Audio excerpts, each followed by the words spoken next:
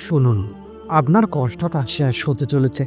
হ্যাঁ, ঠিকই শুনেছেন, শেষ। কারণ আল্লাহ যখন কারো দুঃখের হিসাব বন্ধ করে দেন, তখন কিছু অলৌকিক পরিবর্তন দেখা যায়। হয়তো আপনি ভেঙে পড়ছিলেন, হয়তো আপনি ভাবছিলেন, আমার ভাগ্য কি শুধু কষ্টের জন্য লেখা?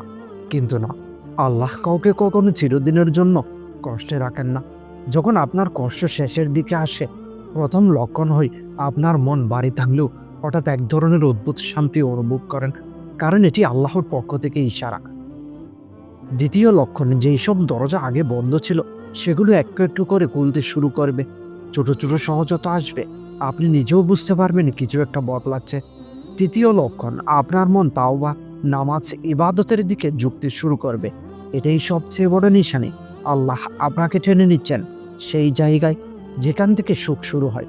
তাই মনে রাখবেন, যদি আপনার জীবনে অকারণে শান্তি নেমে আসে, যদি ছোট ছোট সহজতারগুলো পেতে শুরু করে, যদি আপনার মন আল্লাহর দিকে ছুটতে থাকে, তাহলে জেনে রাখুন, শেষ হলো কষ্ট, শুরু হলো আল্লাহরই রহমত।